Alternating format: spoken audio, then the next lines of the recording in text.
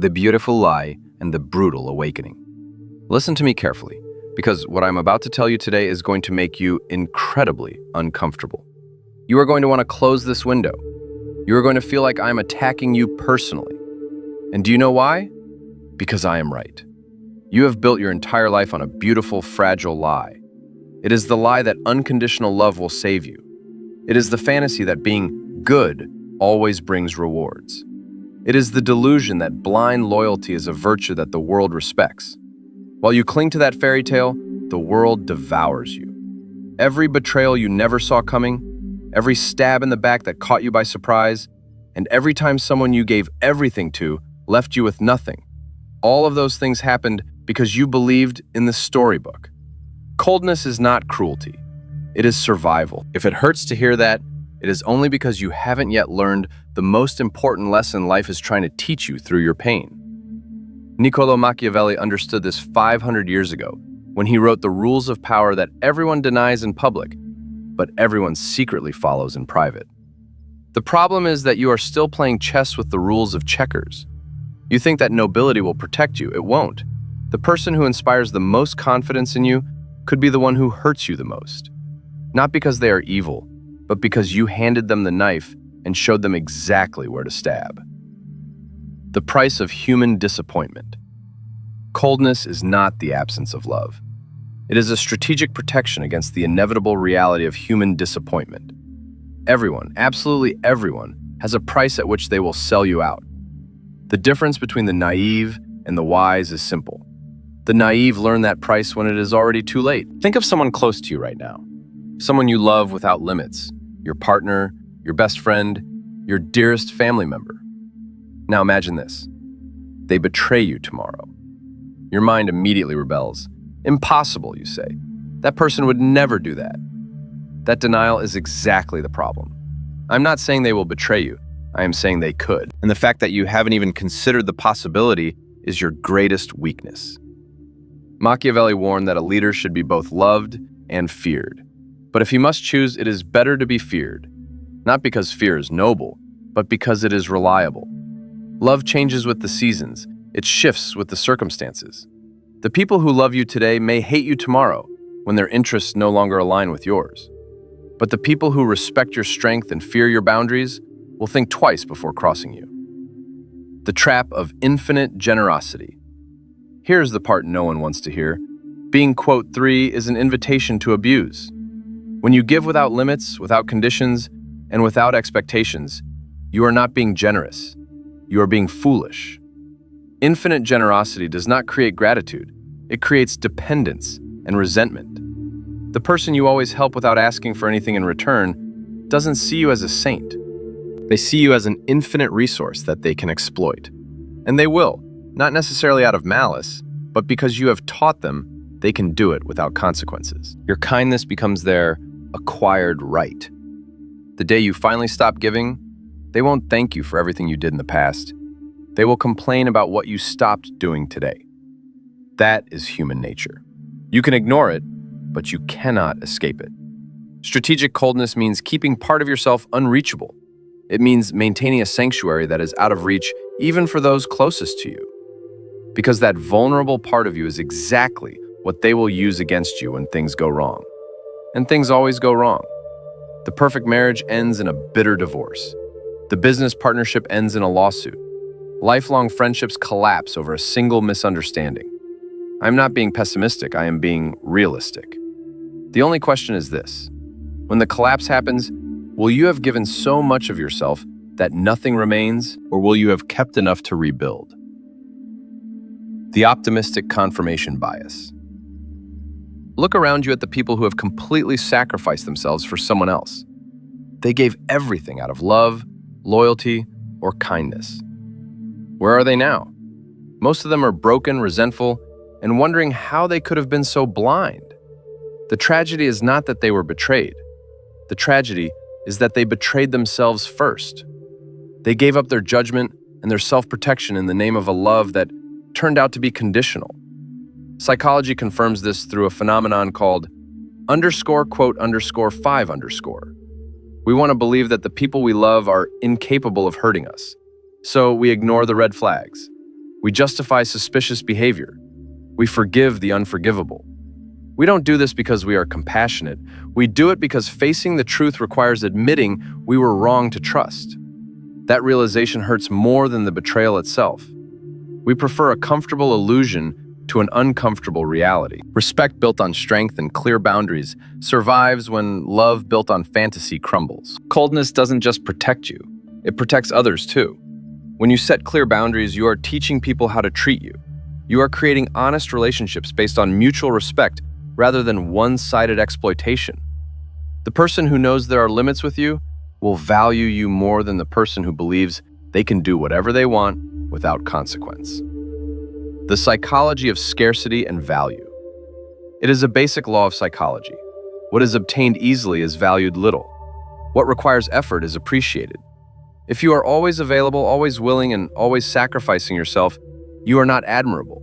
You are disposable. Here's the secret the powerful know and the weak deny. Distance creates desire, while availability creates contempt. Machiavelli applied this to politics, but it works in every human interaction. The leader who is always accessible loses authority. The partner who always yields loses attractiveness. The friend who always says yes loses value. It isn't fair and it isn't pretty, but it is true. Scarcity creates value. Abundance creates indifference. You have become something abundant in the lives of others, so common that they don't even notice when you are there, and they certainly don't miss you when you are gone. I am not promoting manipulation. I am promoting clarity. Manipulation is making someone believe you are something you are not. Strategic coldness is simply not revealing everything you are, so you can protect yourself from the moment that information is used as a weapon. We all wear masks. The difference is that some admit it, while others deceive themselves into thinking they are being, quote, six, while they play a role designed to please others. Authenticity without limits is not a virtue. It is recklessness. The freedom to not be, _quote_7_. Machiavelli wrote that a prince must learn how not to be good, and to use that knowledge according to necessity. This sounds cynical to the uninitiated, but it is actually liberating. You are not obligated to be, quote, 8 all the time to everyone. You have the right to choose when, how, and with whom to show your kindness. That conscious choice is where your power lies. The problem is that you have been programmed to believe you must always be good, no matter how you are treated. That is not morality, it is masochism. True morality must include self-preservation. You cannot help anyone if you are destroyed. You cannot be generous if they have left you with nothing. How many times have you ignored your own instinct just so you wouldn't appear cold or selfish? That gut feeling you silenced because you didn't want to be the, quote, 9 in the story. And what happened? They hurt you exactly the way your intuition predicted. But even then, you justified it. You forgave them. You gave them another chance. You didn't do this because you were noble. You did it because admitting you were right would mean acknowledging you wasted your time and love on someone who didn't deserve it. You chose continued suffering over the pain of being wrong. Emotional control and tribal loyalty. Coldness is not the absence of emotion. It is the control over it. It is the ability to feel without being dragged down by the current. It is loving without being blinded. It is trusting but verifying. Machiavelli understood that intense emotions cloud judgment, and clouded judgment leads to disastrous decisions. There is a fascinating psychological experiment where people had to choose between helping a stranger or helping a close friend, even if helping the friend meant harming many strangers. Most people chose the friend without hesitation. Tribal loyalty outweighs universal ethics almost every time. Now reverse the situation. That friend you would sacrifice others for, would they sacrifice others for you? Or are you the _10_? They would sacrifice the moment their true inner circle demands it. You don't know the answer because you have never allowed yourself to ask the question. Most people live with a dangerous naivety. They believe that because they wouldn't betray, they won't be betrayed. They believe that goodness generates a perfect cycle of reciprocity. What a deadly fantasy. The reality is that goodness often generates exploitation. Love often generates dependency and eventually resentment. Caution is not paranoia, it is wisdom. The fox and the lion. Machiavelli advised that one must be both the fox and the lion. You need the strength of the lion to scare the wolves, but you also need the cunning of the fox to detect the traps. If you are only strong, you are predictable. If you are only cunning, you are weak. The combination makes you formidable. Yet you have chosen to be the lamb, trusting that the wolves will respect your innocence. They won't. Innocence does not inspire respect, it inspires appetite. The people who love you most are the ones who can hurt you the most, because you have given them total access. They know your secrets, your fears, and your weaknesses. The moment a relationship sours, all of that information becomes weaponry. You must keep something in reserve. You must keep an inner sanctuary that remains inviolable, even in the deepest intimacy. Culture sells the idea that total vulnerability is the ultimate goal. They call it, quote, 11. But vulnerability without discernment is simply self-harm. Not everyone who asks deserves an answer. Not everyone who listens deserves to know your soul. Intimacy must be earned continually. It is not a lifetime pass. People change, and the version of someone you trusted 5 years ago might not be the person standing in front of you today. The decisiveness of fortune. Machiavelli famously wrote that fortune favors the bold and the impulsive. The lesson for us is that life rewards those who act decisively, but that decisiveness must be informed, not reckless. Coldness gives you the clarity to act forcefully when necessary. It prevents you from hesitating endlessly, but it also stops you from jumping blindly. Think about your most important relationship right now. How much power does that person have over you? Can they ruin your day with one word? Can they manipulate your decisions by simply withholding approval? You might call that love, but it is actually dependency. Real love makes you stronger. Emotional dependency makes you weaker. If that person disappeared tomorrow, would you collapse? Or would you move forward with your dignity intact? Machiavellian coldness means loving without losing yourself. It means your identity and your value do not depend on the presence or approval of another person. This idea terrifies most people because they have built their entire existence around being needed and being validated. They cling to toxic relationships because they are terrified of the void that would be left if they were truly alone. Detachment and the constant self. The Stoics, who were contemporaries of Machiavelli's ideas in many ways, preached a form of detachment. They understood that excessive attachment guarantees suffering. Everything you love can be lost. Every person you value can leave. The only constant in your life is yourself. If you haven't cultivated that inner strength, if you have outsourced your stability to others, then you are a structure waiting for the first tremor to collapse. Ask yourself with brutal honesty, are you the one who loves unconditionally, or are you the one who desperately needs? They look the same from the outside, but they are radically different on the inside. Unconditional love is free and does not shatter at disappointment. Desperate need is just fear and emptiness trying to fill itself with another person. And that need is exactly what others detect and exploit. Need invites manipulation, the same way blood in the water invites sharks. People are not loyal to you, they are loyal to what they gain from you. When you stop providing, or when your perceived value decreases, their loyalty evaporates. It isn't personal, it is human nature. Denying this doesn't protect you, it makes you a target. The wise person adjusts their expectations and distributes their generosity strategically. The dynamics of normalized abuse. How many times have you been the one who always pays, always organizes, and is always available to help? How many times have they done the same for you? The disparity is revealing, yet you keep ignoring it because acknowledging it would require action. And action would require distancing yourself. You stay in the dynamic because being alone terrifies you more than being exploited.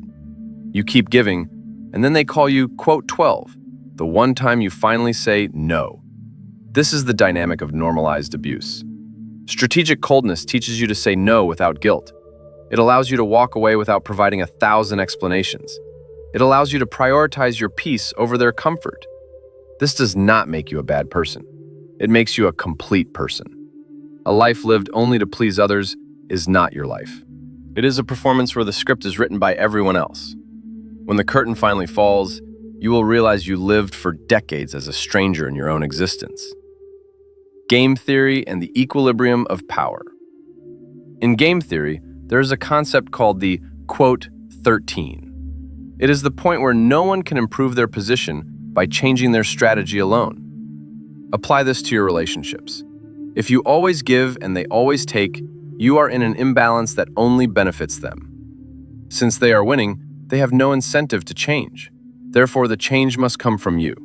You must become colder, more selective, and more strategic.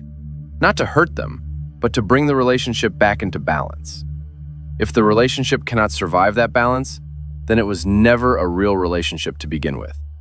It was just exploitation disguised as connection. Power is not evil. It is neutral. Coldness is simply power over your own emotions and your own life. You can use that power to build more honest relationships based on integrity rather than desperation.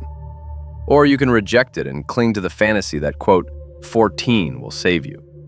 But remember, when the inevitable betrayal arrives, you had the option to prepare, and you chose naivety instead. The magnetism of boundaries.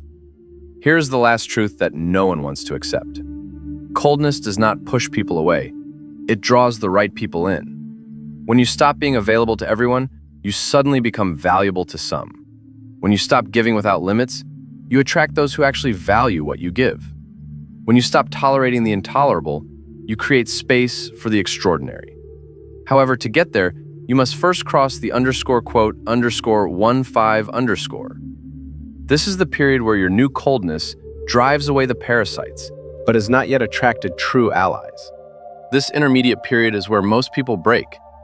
They return to their old patterns and accept crumbs because the hunger for validation is unbearable.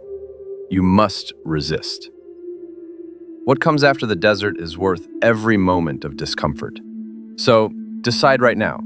Will you continue to play the martyr, sacrificing yourself on the altar of one-sided relationships while hoping your suffering will be rewarded? Or will you accept that Machiavelli was right? Will you see that strategic coldness is not a betrayal of love, but the protection of your very ability to love without being destroyed? The effective over the good. The world does not reward the, quote, 16 in the way you were taught in school.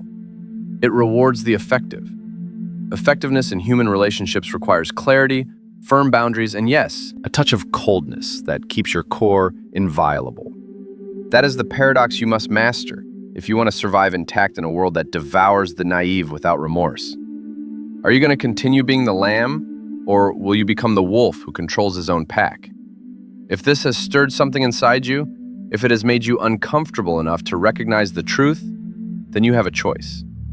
You can return to your comfortable fantasy, or you can begin the process of awakening. The formula of awakening. Before we conclude, I want to share something vital with those of you ready to take the next step. Our book, The Formula of Awakening, is now available for those who feel that something inside them is ready to change, but don't know where to start. If you are ready to transform your way of thinking and, with it, your entire way of living, this is your map.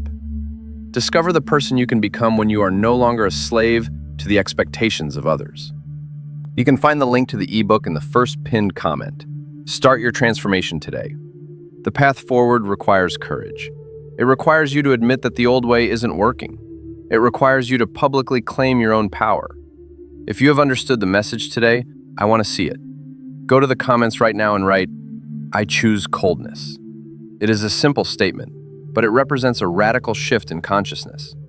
For those who have the courage to admit they are ready to change, I will be responding personally. I want to know that this message found its mark. Subscribe, hit the bell, and make your claim in the comments. I will see you in the next video, where we will continue to dismantle the lies you have lived with for far too long.